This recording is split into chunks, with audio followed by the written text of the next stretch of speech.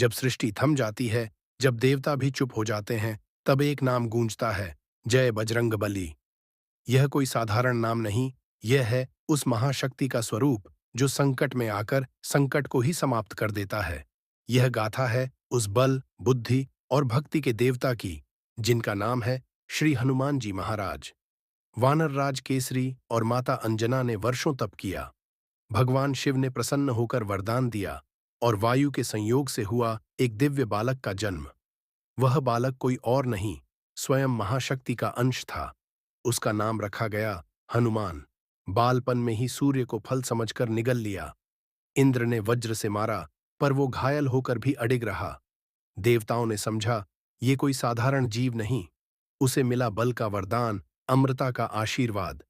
पर आर्षियों ने कहा, जब तक समय नहीं आएगा यह बालक अपनी शक्तियों को भूल जाएगा। चैप्टर 2, शिक्षा और आत्मबोध।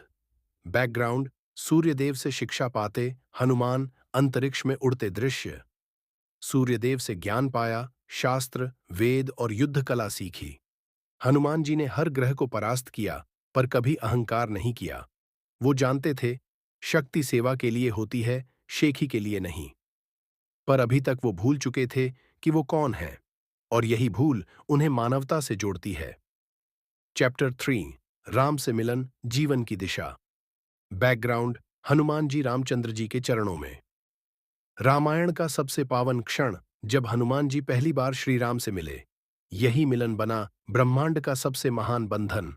राम भक्त हनुमान अब सिर्फ वीर नहीं, अब वो सेवक, साधक और सच्चे प्रेमी बन चुके थे। राम का नाम उनके रोम रोम में बस गया। अब उनका जीवन सिर्फ एक लक्ष्य के लिए था, राम काज कीन्हे बिनु मोहि कहाँ विश्राम। चैप्टर 4, समुद्र लांघना, अपनी सीमा तोड़ो। बैकग्राउंड, विशाल समुद्र, हनुमान का उड़ना, राक्षसों से युद्ध।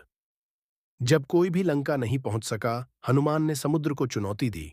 कहा, राम का काम है, कोई भी बाधा बड़ी नहीं हो सकती।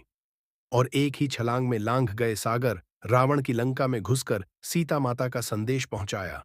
लंका को जला दिया, राक्षसों को चकित कर दिया। ये कोई अहंकार नहीं था, ये था प्रेम का पराक्रम।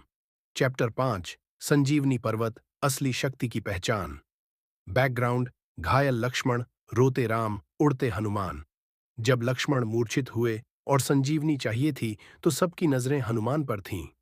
वो तुरंत उड़ चले हिमालय की ओर, पर बूटी पहचान नहीं पाए। तब क्या किया? उन्होंने पूरा पर्वत ही उठा लिया और ले आए। देवताओं ने देखा और कहा, क्या इस हनुमान को खुद की शक्ति का ज्ञान है? तब जामवंत ने कहा, तू वही है जिसने सूर्य को निगला था, तू वही है जो पर्वतों से खेलता है, पर तू खुद को भूल गया है। चैप्टर 6, गहन भक्ति और अमृतत्व। बैकग्राउंड, हनुमान जी ध्यान में, श्री राम के चरणों में। जब श्री राम ने सीता माता के साथ अयोध्या लौटकर उन्हें कुछ इनाम देना चाहा, हनुमान ने कहा, मुझे इनाम नहीं चाहिए, मुझे बस आपकी सेवा में रहना है। श्री राम ने भावुक होकर वरदान दिया, तुम कलयुग तक जीवित रहोगे, जहां मेरा नाम होगा वहां तुम रहोगे।